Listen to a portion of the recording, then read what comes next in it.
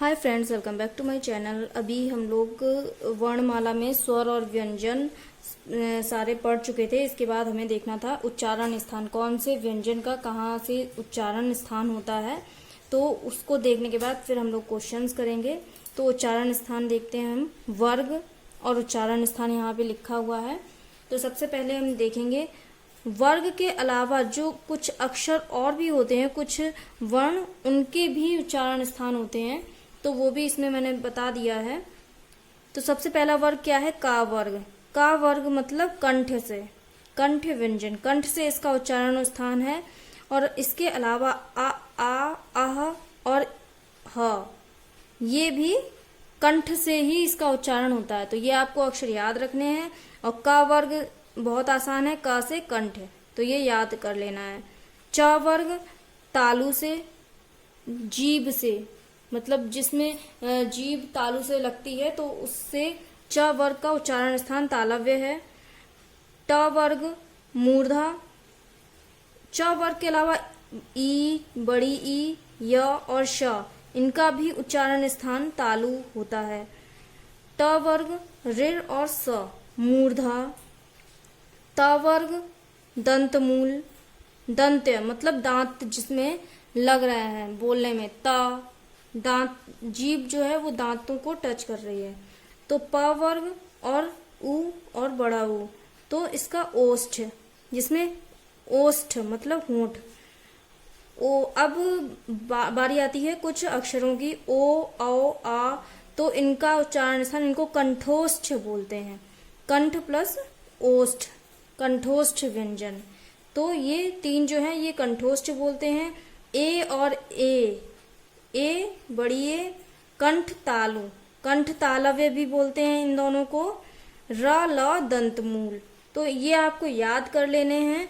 इसमें से क्वेश्चन बहुत पूछा जाता है और बस इतना ही याद रखना है आपको। क वर्ग कंठ से, च वर्ग तालु, ट वर्ग मूर्धा, त वर्ग दंत्य, प वर्ग ओष्ठ। और ये तीन अक्षर हैं ओ, औ, आ कंठोष्ठ, ए कंठतालु, या रा और ला दंतमूल। प्रत्येक वर्ग और प्रत्येक वर्ग का पांचवा वर्ण जो होता है वो अनुनासिक वर्ण होता है। जैसे कि अनुनासिक मैंने पहले भी बताया, जिसका उच्चारण जो है वो नाक के सुर से होता है, तो अनुनासिक वर्ण होता है अंग, ण, व, ण, न, म। तो ये जो है प्रत्येक वर्ग का पांचवा वर्ण अनुनासिक वर्ण होता है, अनुनासिक स्वर वर्ण होता है। और ये उच्चारण स्थान, तो ये जितना भी मैंने अभी तक इसमें आपको बताया है, स्वर व्यंजन, ऊष्म व्यंजन, अयोग व अंतस्थ व्यंजन, अल्प प्राण, महाप्राण, सघोष, घोष, तो ये पूरा, इसमें से एक भी क्वेश्चन ऐसा नहीं होगा जो आपका ना आए। तो चलिए हम क्वेश्चन कर लेते हैं, आपको खुद पता लग जाएगा। आपको बस थोड़ा सा इसमें ये याद करना है। याद क्या, एक दो बार आप पढ़ेंगे तो आपको आ जाना चाहिए। तो चलिए अब क्वेश्चन कर लेते हैं। तो अब हम क्वेश्चन कर लेते हैं, इसमें वही आपको क्वेश्चन मिलेंगे। देखिए, भाषा की सबसे छोटी इकाई क्या है? तो इसमें ऑप्शन दिया गया शब्द, व्यंजन, स्वर और वर्ण। तो मैंने आपको बोला था इसमें ध्वनि ऑप्शन नहीं है, पर ध्वनि को ही वर्ण कहते हैं। ये भाषा की सबसे छोटी इकाई वर्ण, ऑप्शन इसका डी सही है। अगर मैं क्वेश्चंस पढ़ रही हूँ, आपको जो भी आंसर आपको आते हैं तो वो आप कमेंट बॉक्स में कमेंट करके बताइएगा। मैं यहाँ पे आपको आंसर बोल देती हूँ। और इसमें आप देखेंगे सिर्फ वही क्वेश्चन है, मतलब जो मैंने पढ़ाया है बस उसी में से ही क्वेश्चन है। वर्णमाला कहते हैं। वर्णमाला किसे कहते हैं? शब्द समूह को, वर्णों के संकलन को, शब्द गणना को, वर्णों के व्यवस्थित समूह को। तो वर्णों के व्यवस्थित समूह को, इसका राइट आंसर डी है, वर्णमाला कहते हैं। अब नेक्स्ट क्वेश्चन है, निम्न में से कंठ ध्वनियां कौन सी हैं? कंठ से निकलने वाली ध्वनि कौन सी है? का, खा, या, रा, ला, चा, जा, टा, णा। अभी मैंने बताया उच्चारण स्थान का वर्ग, तो का और खा ये कंठ ध्वनियां हैं। स्थान के आधार पर बताइए कि मूर्धन्य व्यंजन कौन से हैं? ग, घ, ज, झ, डा, ढा, प, फा। तो अब आपको इसमें बताना है मूर्धन्य व्यंजन। मूर्धन्य कौन सा वर्ग था? टा वर्ग, मूर्धन्य। तो इसमें कौन सा होना चाहिए? सी, ड और ढ। निम्न में से अल्प प्राण वर्ण कौन से हैं? अल्प प्राण कौन से हैं? अल्प प्राण कौन से होते हैं? किसी भी वर्ण का पहला, तीसरा और पांचवा अल्प प्राण होता है। तो यहाँ पे क और ग अल्प प्राण है, क्योंकि ये नहीं हो सकता, ये भी नहीं हो सकता, था दा धा है, पा फा ये भी नहीं हो सकता, तो ये क और ग। निम्न में से नासिक के व्यंजन कौन सा है? नाक के सुर से बोलने वाला कौन सा है इनमें से? वां, बी ऑप्शन। ए वर्ण क्या कहलाते हैं? अभी मैंने ये बताया, कंठ तालव्य इन्हें बोलते हैं, डी ऑप्शन। हिंदी वर्णमाला में अयोगवाह वर्ण कौन से हैं? अयोगवाह बताया मैंने अभी, अंग और आहा ये ऑप्शन में आपको मिलेगा, तो अयोगवाह इनको बोला जाता है। निम्न में बताइए किस शब्द में द्वितीय व्यंजन है? ये शायद मैंने आपको नहीं अभी बताया, पर मैं बता दूंगी। इसमें दिल्ली है। श, श, ह कौन से व्यंजन कहलाते हैं? ये ऊष्म और संघर्षी व्यंजन एक ही होते हैं। देखिए इसमें ऊष्म नहीं लिखा है, पर संघर्षी इसमें दिया गया है, तो ये संघर्षी व्यंजन।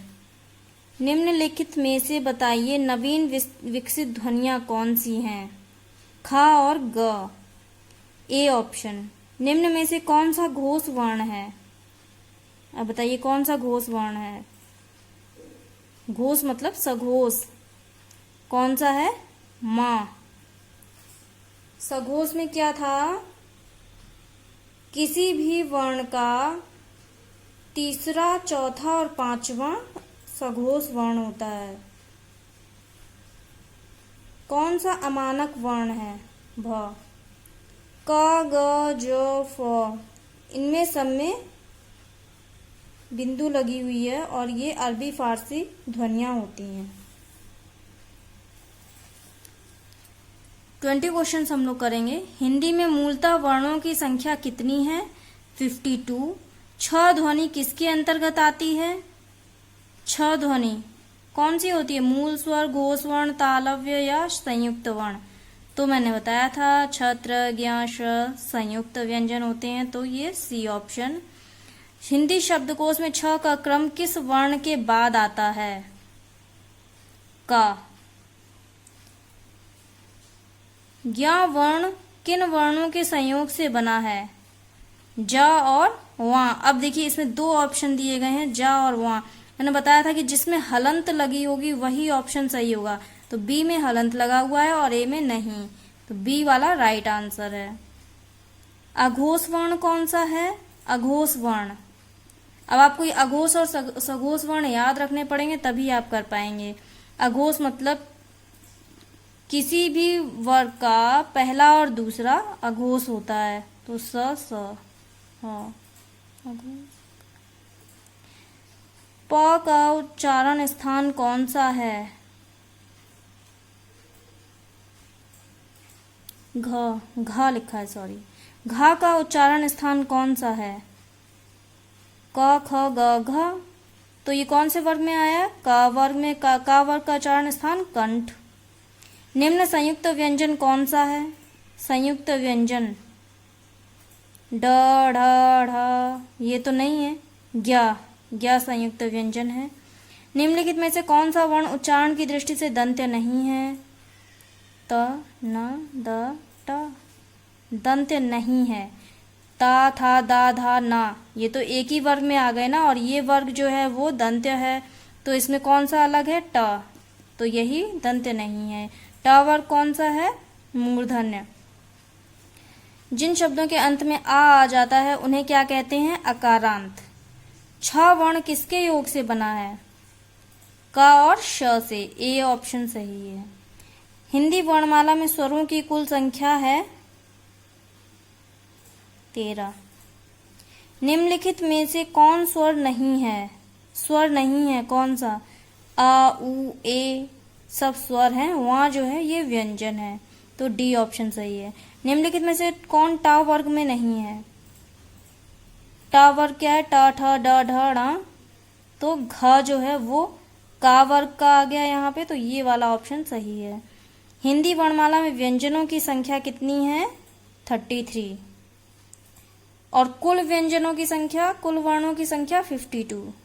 ठीक है, तो ये इतने क्वेश्चन थे, आपने देखे अभी कितने, जो मैंने अभी पढ़ाया बस उसी में से ही उतना ही सिलेबस है वर्णमाला का, आप उतना ही अच्छे से पढ़ लीजिए, एक भी क्वेश्चन आपका नहीं छूटेगा, उतना ही।